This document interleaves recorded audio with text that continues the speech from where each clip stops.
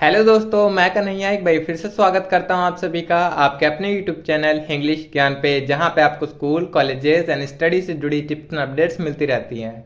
तो दोस्तों, I hope आप सभी अपनी प्रिपरेशन बहुत ही अच्छे तरीके से कर रहे होंगे इस साल बीएड में एडमिशन लेने के लिए। एंड जैसा कि आप सभी को मैंने बताया है कि इस साल जो डीयू में बीएड एडमिशन होंगे वो सीयूईटी के थ्रू होंगे।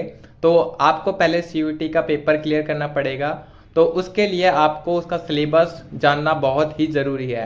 बट उससे भी पहले मुझे आपको दो चीज़ें क्लियर करनी पड़ेंगी, तभी आपको इस साल जो बीएड की प्रिपरेशन है वो किस तरह से करनी है आपको, या फिर क्या क्या पढ़ना पड़ेगा, वो आपको थोड़ा सा क्लियर हो पाएगा और तभी जाकर आप उस सिलेबस को, उस पैटर्न को फॉलो कर पाएंगे। तो देखिए, अभी जैसे कि मैंने बताया आपको कि जो दिल्ली यूनिवर्सिटी है, जो डीयू में बीएड में एडमिशन होता है, वो इस साल सीयूईटी के तहत ही होगा। बट अभी जैसे कि दिल्ली यूनिवर्सिटी की तरफ से कोई भी नोटिफिकेशन नहीं आया कि उनके द्वारा जो पेपर कंडक्ट करवाया जाएगा, क्या वो PGQP01 ही होगा उसका कोड, या फिर BHU की तरह उसका भी एक अलग पेपर कोड होगा, उसका भी सिलेबस अलग ही होगा। जैसा कि DUET में होता था, जो सिलेबस रहता था और जिस तरह से एग्जाम पैटर्न होता था, क्या वही पैटर्न और वही प्रोसेस पूरा डीयू अपना एक एग्जाम कोड लेके आएगा और उसी के थ्रू और उसी तरह से वो पेपर किया जाएगा जैसे कि DUET का होता था, या फिर उसको भी PGQP01 के अंतर्गत ही रखा जाएगा और उसके तहत एक कॉमन पेपर होगा जो कि दिल्ली यूनिवर्सिटी भी फॉलो करेगा। तो देखिए, अगर दिल्ली यूनिवर्सिटी PGQP01 ये वाला पेपर कोड अपनाता है तो सिलेबस आपका यही रहने वाला है, जो कि आज की इस वीडियो में हम डिस्कस करेंगे। बट अगर उसका कोई अपना ही पेपर कोड होता है, जैसा कि अभी तक नहीं बताया गया दिल्ली यूनिवर्सिटी की तरफ से कि वो PGQP01 के तहत जाएगा या फिर उसका अलग ही पेपर कोड होगा, बट अगर अलग पेपर कोड होता है तो भी ज़्यादा कुछ सिलेबस में चेंजेस नहीं होने वाले हैं, जो कि आज की इस वीडियो में मैं आपको डिक्लेयर करूंगा कि कितना आपको क्या क्या चीज़ें पढ़नी है, अभी से ही पढ़नी चालू कर देनी है, ताकि अगर आपका PGQP01 भी आता है पेपर कोड या फिर अलग भी कुछ आता है तो भी आपका जो सिलेबस है वो कॉमन तो आप पढ़ ही पाएंगे। बाकी थोड़ा बहुत चेंजेस होता है तो वो आप लास्ट में निपट लेंगे, या फिर हम यहाँ पे आपकी प्रिपरेशन से जुड़ी वीडियोस तो अपलोड करेंगे ही, साथ ही साथ जो भी हमसे मटेरियल बन पड़ेगा वो भी आपको प्रोवाइड कराने की कोशिश करेंगे।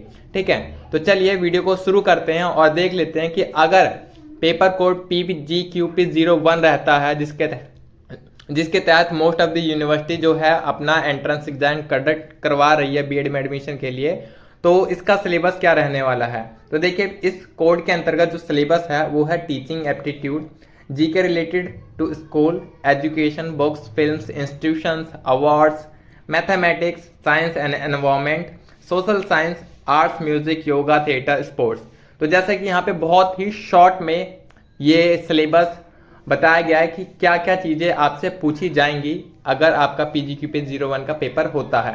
बट अब मेन क्वेश्चन ये है कि ये जो टीचिंग एप्टीट्यूड है, मैथमेटिक्स है, साइंस, एनवायरनमेंट, सोशल साइंस, इसके अंतर्गत क्या क्या चीज़ें पूछी जाएंगी पेपर में, क्योंकि ये तो एक बहुत ब्रॉड हमें बता दिया गया है, बस एक पर्टिकुलर सब्जेक्ट बता दिया गया है कि इस सब्जेक्ट से हमें आपको पढ़ना है और यहाँ से क्वेश्चन पूछे जाएंगे। बट एक्चुअल में हमें पढ़ना क्या है उसमें, वो एक बहुत ही ब्रॉड सिलेबस हो जाता है। अगर हम देखें मैथमेटिक्स को ही देखें तो मैथमेटिक्स के भी अर्थमेटिक के बहुत सारे पार्ट्स आ जाते हैं। इसी तरह सोशल साइंस देखें तो सोशल साइंस में भी 4 बुक्स और उसके अंतर्गत भी बहुत सारे सब्जेक्ट एंड विषय आ जाते हैं। तो हमें पढ़ना क्या है, अब ये एक बहुत बड़ा क्वेश्चन होता है, क्योंकि सिलेबस देखिए बहुत ही बड़ा है और उसे कवर कर पाना और सारी चीज़ों को याद रख पाना काफ़ी मुश्किल होता है बच्चों के लिए।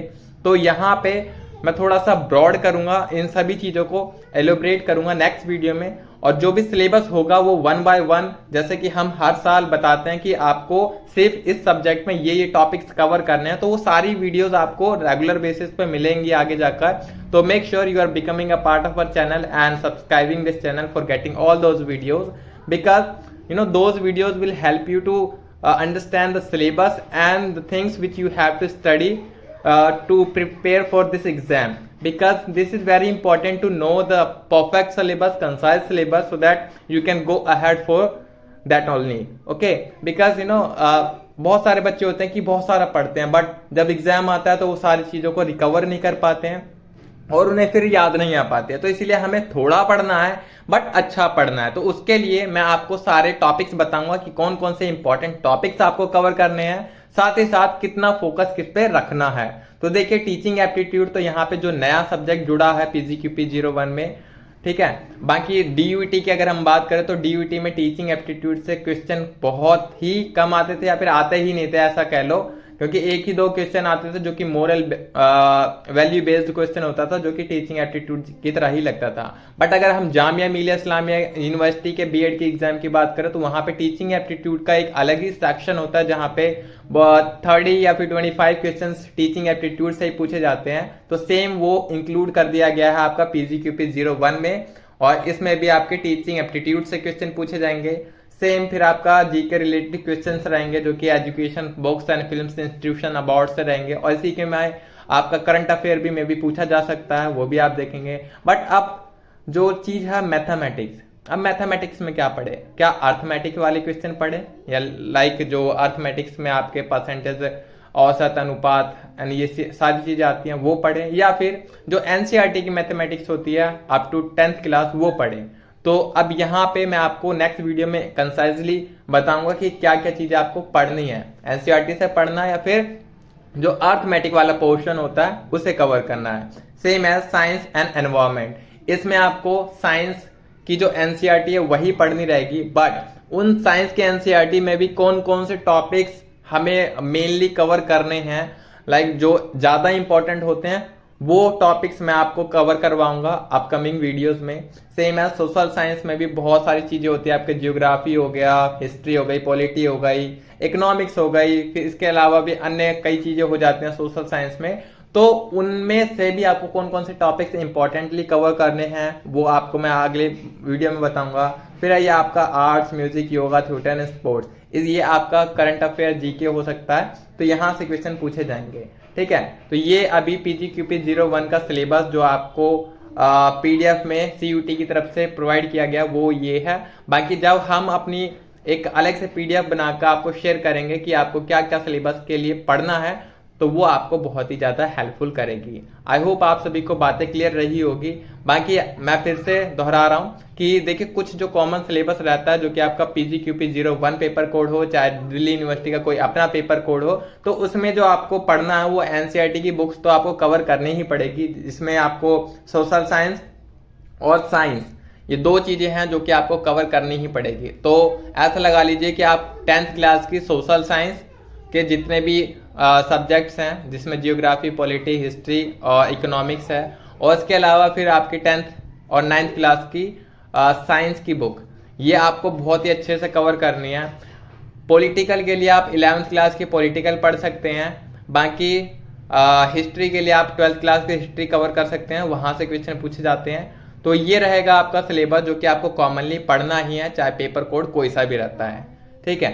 बाकी इतना ही आप अभी कवर कीजिए, जो भी एनसीईआरटी है उसके साथ गो थ्रू कीजिए। बाकी जैसा भी होता है, कुछ भी अगर चेंजेस होता है तो हम आपको नोटिफाई करेंगे ही। बाकी thank you so much for watching this video. मिलते हैं नेक्स्ट वीडियो में, तब तक आप अपनी प्रिपरेशन को अच्छी तरीके से करते रहिए। बाकी अगर आपको कोई भी डाउट रहता है so you can comment and we will be there to help you always.